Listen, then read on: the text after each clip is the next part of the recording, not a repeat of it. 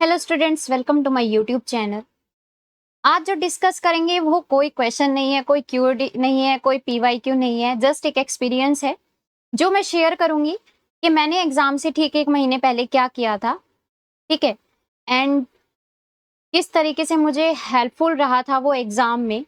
तो वही चीज मैं आप लोगों के साथ शेयर करती हूँ, शायद ये आप लोगों के लिए भी हेल्पफुल रहे। ठीक है। तो उसके लिए आपको क्या करना है, सबसे पहली चीज, आपको अभी जो 1 महीना बच रहा है इसमें मैं बोलूंगी कोई भी ऐसा हो कि न्यू टॉपिक आप उठाओ, ऐसा मत करिएगा जी। ठीक है।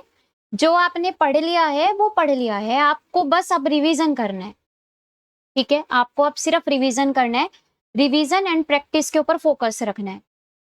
न्यू टॉपिक आपको नहीं उठाना है। ठीक है। तो ये तो एक पहली चीज है। दूसरी चीज, आपको करनी है खूब सारी प्रैक्टिस। अब प्रैक्टिस कहाँ से करोगे? प्रैक्टिस के लिए आपके पास दुनिया भर के एग्जाम्स होते हैं जो सीएसआईआर नेट के जैसे ही पैटर्न पे बनते हैं, या आपको वहां से ऐसा कुछ मिलता है कि उन एग्जाम्स में कभी कभी सीएसआईआर नेट के क्वेश्चंस भी उन पेपर से लेके रिपीट कर दिए जाते हैं। तो आप क्या करोगे, जो आपके पास एग्जाम्स होते हैं, जैसे आपका टीआईएफआर का हो गया, जैसे आपका एनबीएचएम का हो गया, ठीक है, जैसे आपका गेट का हो गया, जैसे आपका आईआईटी जैम है, ठीक है, आईआईएससी है, आईएसआई है, सीएमआई है, ये बहुत सारे एग्जाम्स होते हैं। सीएसआईआर नेट तो खैर है ही, आप उसके पीवाईक्यूज तो लगाएंगे ही लगाएंगे। इनके अलावा आपको इनके पीवाईक्यूज भी लगाने हैं। अब मैं बोलूंगी कि पीवाईक्यूज ज्यादा मत लगाओ, लेकिन लास्ट 5 इयर्स में जो आए हुए हैं उन क्वेश्चंस को आप लगाओ। ठीक है। उन क्वेश्चंस को आपको लगाना है। दूसरी चीज, यहां से आपको क्या करना है, ये लास्ट 5 इयर्स के आपने लगाए। ठीक है, लास्ट 5 इयर्स के आपने लगाए। इसके बाद साथ में आपको क्या करना है, रिवीजन करना है प्रॉपर। ये तीसरी चीज है। पहला, कोई न्यू टॉपिक नहीं उठाना है। दूसरा, आपको प्रैक्टिस जितना भी हो सके। प्रैक्टिस का मतलब है कि लास्ट 5 इयर्स तो आपने कर लिए, अब आप कोई टेस्ट सीरीज भी ले सकते हो, जो भी आपको अच्छी लगे। जिस भी इंस्टीट्यूट की आपको टेस्ट सीरीज अच्छी लगती है आप उसकी उठाओ। ठीक है। जो आप टेस्ट सीरीज उठा रहे हो वहां से जो क्वेश्चन आते हैं, अब मैं आपको एक चीज और बता देती हूँ यहाँ से, कि जब भी कोई बच्चा टेस्ट सीरीज लेता है, जब टेस्ट देता है और उसके मार्क्स कम आ जाते हैं, तो वो ना डिमोटिवेट सा हो जाता है कि भाई मतलब हमारा इसी में ये हाल है तो पता नहीं नेट के पेपर में तो क्या ही हाल होगा, है ना, ऐसा हम सोचते हैं। लेकिन एक चीज यहाँ से समझना कि टेस्ट सीरीज का मतलब आपकी परफॉर्मेंस को चेक करना होता है। ठीक है। लेकिन साथ साथ आप उससे क्या सीखते हो, क्या जो आपका क्वेश्चन आया है उसको किस तरीके से किया जा सकता है, कितने तरीकों से किया जा सकता है, टेस्ट सीरीज लेने का मतलब ये होता है।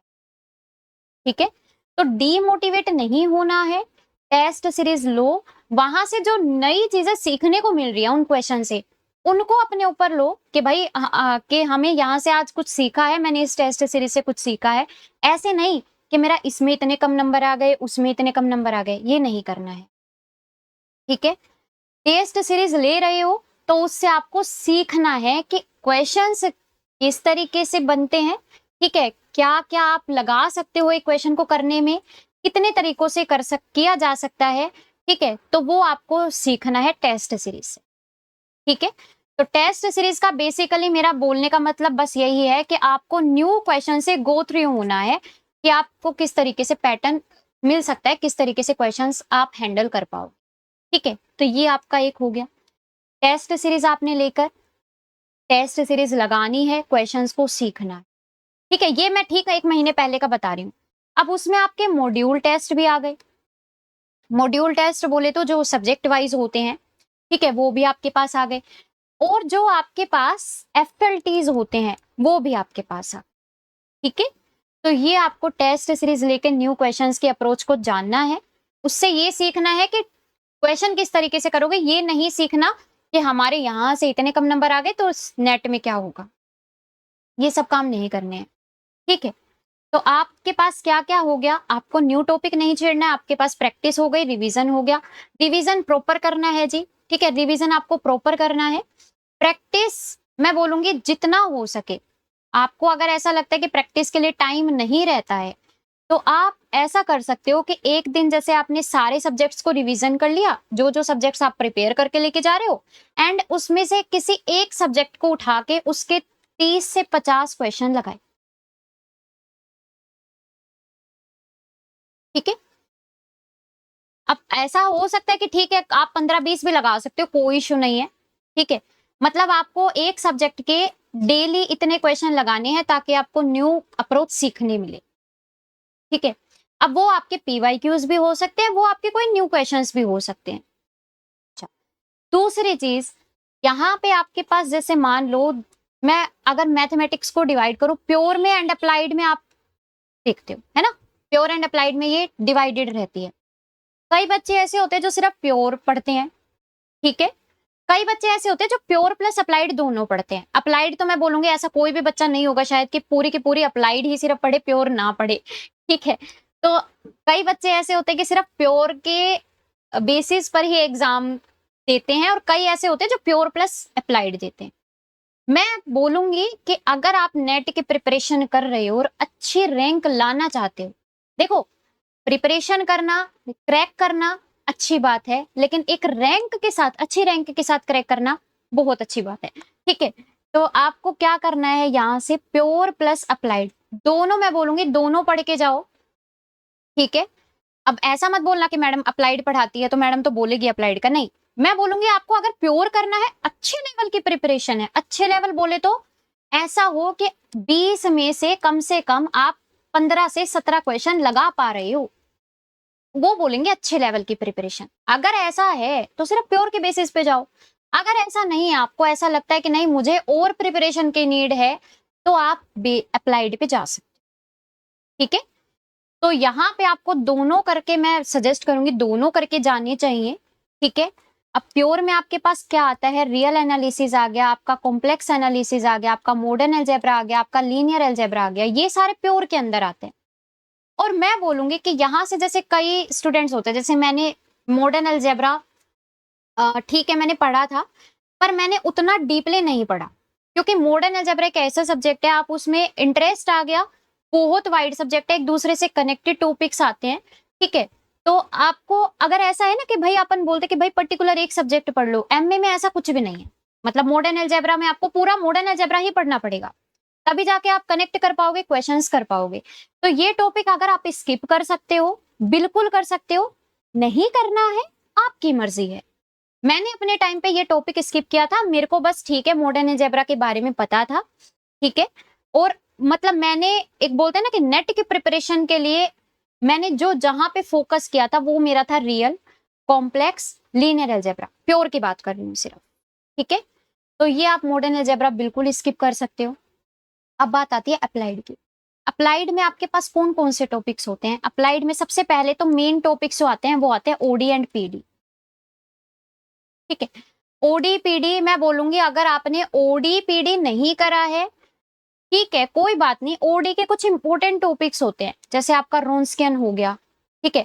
जैसे आपका नॉर्मल फॉर्म हो गई, जैसे आपका आईवीपी हो गया, मोस्ट मोस्ट इंपॉर्टेंट टॉपिक, जैसे आपका बीवीपी हो गया, एंड उसमें भी एसएलपी, एंड उससे रिलेटेड जो थ्योरम्स होती हैं, जो जिसमें आप सॉल्यूशन के जीरोस निकालना सीखते हैं कि कितने होंगे, फाइनाइट होंगे, इनफाइनाइट होंगे, ये कुछ इंपॉर्टेंट टॉपिक्स होते हैं जो आप प्रिपेयर करके जा सकते हैं। ठीक है? दूसरी चीज, पीडी में जो इंपॉर्टेंट टॉपिक्स होते हैं, पीडी में आपके जो इंपॉर्टेंट टॉपिक्स होते हैं वो आपके पास होते हैं, एक तो कोची कोची इंटीग्रल वाला। ठीक है? जिसमें आप क्या करते हो, इंटीग्रल सरफेस निकालना सीखते हैं। ठीक है? लैग्रेंजेस मेथड से। दूसरा आपके पास होती है wave equation, heat equation and Laplace equation. Most most important topics हैं ये जी। ठीक है? तो आप पीडी में ये टॉपिक्स पढ़ के जा सकते हो। फिर आपके पास आता है क्या, फिर आपके पास आता है इंटीग्रल इक्वेशन। इंटीग्रल इक्वेशन सिर्फ 7 दिन का है, अगर आप इसको अच्छे से करो तो। ठीक है? इंटीग्रल इक्वेशन में टॉपिक्स जो आते हैं वो आपके निकल कर आते हैं कि आपके पास कितने सॉल्यूशंस आएंगे, आइगन फंक्शंस और आइगन वैल्यू से रिलेटेड जो निकल कर आते हैं वो क्वेश्चन यहाँ पे बनते हैं। फिर आपके पास आता है सीओवी, इससे कई बार बहुत आसान क्वेश्चन पूछे जाते हैं। ठीक है। इंट्रिकल इक्वेशन में भी अब की बार जो क्वेश्चन आया था वो कर्नल के ऊपर ही आया था, रिजोल्वेंट कर्नल बताओ। ठीक है, आपको एक इक्वेशन दे दी थी, उसको आपको सोल्व करना था। तो ये इंट्रिकल इक्वेशन कितने आसान आसान क्वेश्चंस आते हैं, सीओवी के भी आसान क्वेश्चंस आते हैं। ठीक है, फिर आपके पास आता है जी एलपीपी। इसमें सिर्फ और सिर्फ ग्राफिकल मेथड, इसमें सिर्फ और सिर्फ ग्राफिकल मेथड आपको करके जाना है। ठीक है, एलपीपी की अगर मैं बात करूं, आपको सिर्फ ग्राफिकल मेथड जिसको बोलते हैं ना, वो आप कर लीजिए जी अच्छे से, क्योंकि वही आता है। और एक मैं बोलूंगी डुअलिटी कर लो बस। ये दो टॉपिक्स ऐसे हैं जो नेट के पेपर में रिपीट करते हैं। ठीक है, एंड ये आते हैं, तो ये आपको एलपीपी में करना है। दूसरी चीज, यहां से अगर मैं बात करूं न्यूमेरिकल की, तो न्यूमेरिकल अगर आपने कर लिया है, जैसे मैंने अपने यूट्यूब पे भी वीडियोस डाली हैं, फ्री है, कोई भी देख सकता है। ठीक है, अगर आपने कर लिया है बहुत अच्छी बात है, नहीं किया है मत छेड़ना, बिल्कुल भी नॉलेज नहीं है मत छेड़ना, न्यूमेरिकल को स्किप करना। अगर कर लिया है तो बहुत अच्छी बात है, नहीं किया है तो नहीं छेड़ना है इसको, क्योंकि ये आपका अब 10 से 12 लेक्चर्स तो होंगे ही, आपके 10 से 12 दिन तो जाएंगे, फिर साथ में इनकी प्रैक्टिस भी करनी है, इनका रिवीजन भी करना है, तो ये चीज आप मत छेड़िएगा। फिर आपके पास आता है जी मार्कोव चेन। मार्कोव चेन की अगर बात करूं, ये आपके पास जस्ट 4 दिन का है। ठीक है, 4 दिन भी नहीं, अगर कोई स्टूडेंट एक दिन में भी इसको कंप्लीट करेगा तो कर लेगा। अगर आपने इसको नहीं किया है, आप इसको कर सकते हो। आप इसका रिवीजन प्रॉपर, जैसे आप अपने और सब्जेक्ट्स का रिवीजन करोगे, आप ऐसे इसका रिवीजन कर लेना। ठीक है, तो आप इसको कर सकते हो। दूसरी चीज, यहाँ पे मार्कोव चेन कर सकते हो, इसकी प्रैक्टिस भी हो जाएगी। 4 दिन का ही है सिर्फ। ठीक है, और इसमें जो क्वेश्चंस आते हैं वो आपको मैं बता देती हूँ। स्टेशनरी डिस्ट्रीब्यूशन से क्वेश्चन इसके बनते हैं, साथ में आपसे पीरियोडिक अपीरियोडिक इन सब के बारे में भी पूछता है। ठीक है, तो ये मार्कोव चेन तो छोटा सा है, पूरा का पूरा आप कर लोगे, आपके क्वेश्चंस बन जाएंगे। तो ये आपके पास होता है अप्लाइड एंड प्योर का पार्ट। तो मैं बोलूंगी कि अगर आप सिर्फ प्योर के भरोसे जा रहे हो, क्योंकि अब तो कंपटीशन भी इतना हो गया है, ठीक है, और मतलब रैंक लाना काफी मुश्किल हो गया है अब, तो इसी वजह से मैं बोलूंगी कि आप दोनों चीजें करके जाओ, प्योर भी एंड अप्लाइड भी। ठीक है, तो ये आपको करना है। क्या क्या बताया मैंने आपको बताया कि आपको कोई न्यू टॉपिक नहीं छेड़ना है। न्यू टॉपिक छेड़ रहे हो, मार्कओव कर सकते हो, उसके अलावा कोई न्यू टॉपिक मत करना जी। दूसरी चीज, आपको प्रैक्टिस भरपूर करनी है। प्रैक्टिस टेस्ट सीरीज से भी करनी है, आपके जो PYQs आते हैं, TIFR, NBHM, ISC, जो मैंने बताया, उनके सारे आपको क्वेश्चंस PYQ लगाने हैं। अगर आप सारे नहीं लगा पाते हो, कम से कम लास्ट 5 ईयर्स के जरूर लगाना, क्योंकि हो सकता है वहां से उठा के क्वेश्चन यहाँ पे पटक दे। ठीक है, तीसरी चीज, आपको यहाँ पे रिवीजन करना है प्रॉपर। अब रिवीजन प्रॉपर करना है मतलब आपके पास ऐसा नहीं कि आप पूरी की पूरी पोथी लेके बैठ जाओगे, आपके पास शॉर्ट नोट्स होने चाहिए। आपको थ्योरम्स की स्टेटमेंट याद होनी चाहिए प्रॉपर, आपको उनके एप्लीकेशंस पता होनी चाहिए। ठीक है, तो वो आपको करना है। ये आपके पास प्योर एंड अप्लाइड का मैंने बता दिया आपको, जो जो इंपॉर्टेंट टॉपिक्स लगते हैं अप्लाइड में। अगर आपने प्रिपेयर नहीं किया है, आप इन इंपॉर्टेंट टॉपिक्स को प्रिपेयर ऐसे ऊपर ऊपर से अप्लाइड अगर पढ़ा हुआ है तब तो कर पाओगे इंपॉर्टेंट टॉपिक्स भी। और अगर नहीं पढ़ा है ना, तो फिर आप अभी अप्लाइड को छेड़ोगे तो आपके लिए बेवकूफी रहेगी। या तो आपको पहले ही छेड़ना था, या तो आपको पहले ही अप्लाइड शुरू करना था।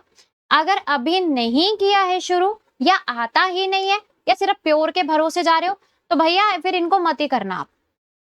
ठीक है, हाँ एलपीपी जरूर कर सकते हो, ग्राफिकल मेथड से जा सकते हो, मार्कओव कर सकते हो, और बाकी टॉपिक, क्योंकि ओडी भी बड़ा है, पीडी भी बड़ा है, समझने में पता नहीं प्रॉब्लम आएगी, फिर उनका रिवीजन भी करना है, फिर उनकी प्रैक्टिस भी करनी है।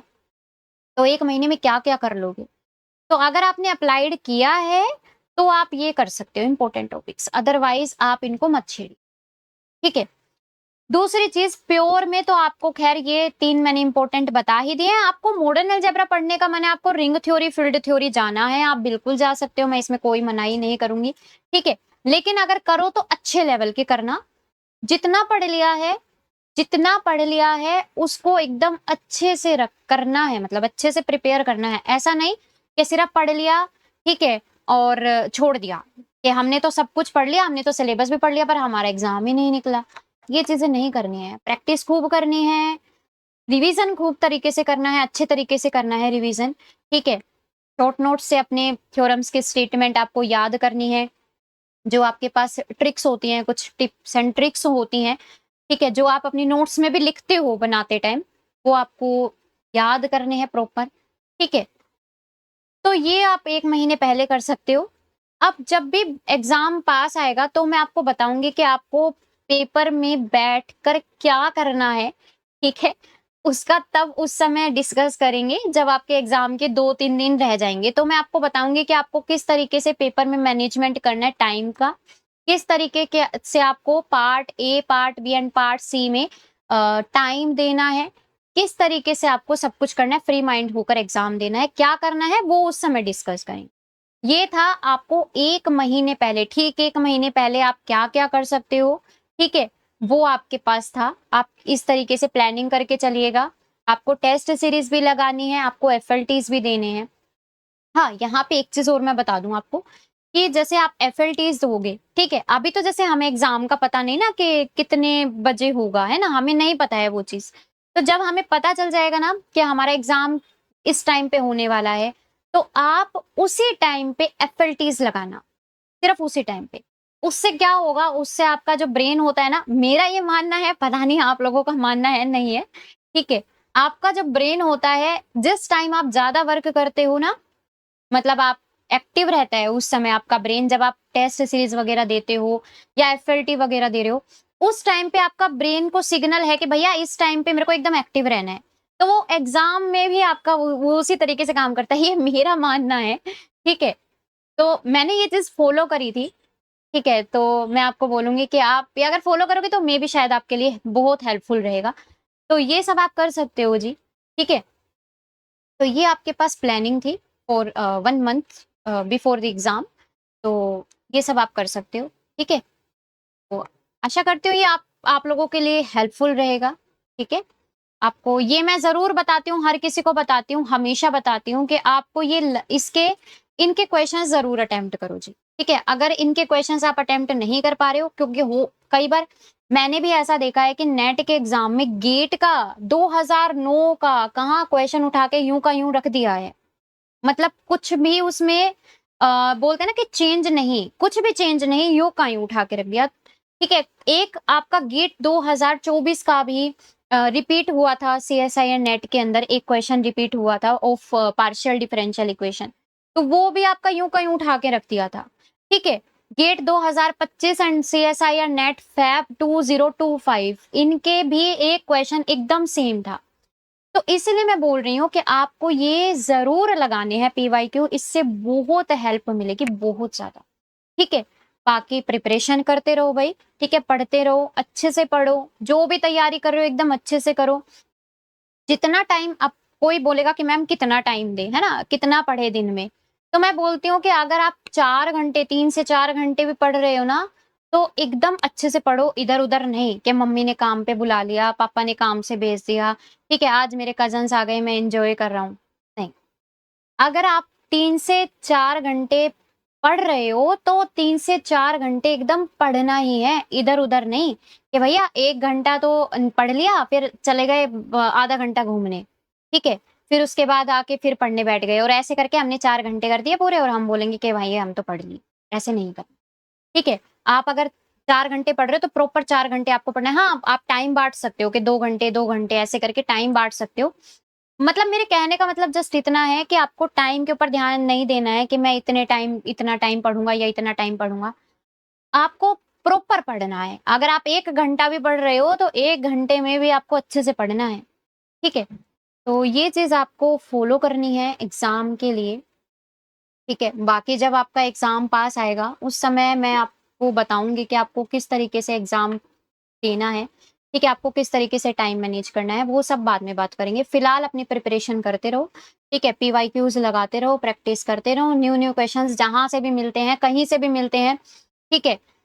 आजकल तो सोर्स है ना खूब, अच्छे खासे सोर्स हैं आजकल तो, ठीक है? तो आपको घूम फिर के कोई ना कोई नया क्वेश्चन ज़रूर मिलेगा, कहीं से भी मिलेगा। अरे दोस्त ने टेस्ट सीरीज़ लिया, अरे तू मुझे बता दे, ठीक है? कर लेना। तो वहाँ से आप नए क्वेश्चंस कर सकते हो। तो ये सब आपको करना है जी, ठीक है? तो ये सब है, ठीक है? तो आशा करती हूँ ये आपके लिए हेल्पफुल रहेगा और अगर रहे तो मुझे ज़रूर बताना ये चीज़, ठीक है? ओके जी, मिलते हैं फिर। अगले जब करेंगे तो अगला कुछ एक आपने बोला है कि जैसे हम लास्ट 5 इयर्स के पीवाईक्यूज़ करेंगे, है ना? तो उसके बारे में अगला टॉपिक जो भी रहेगा मैं आपको इन्फॉर्म कर दूँगी क्या रहेगा, ठीक है? तो वो तब मिलते हैं, ठीक है? मिलते हैं अगली वीडियो में, ठीक है? तब तक के लिए पढ़ते रहो भई, प्रिपरेशन अच्छी करो, ठीक है? ओके जी, बाय-बाय।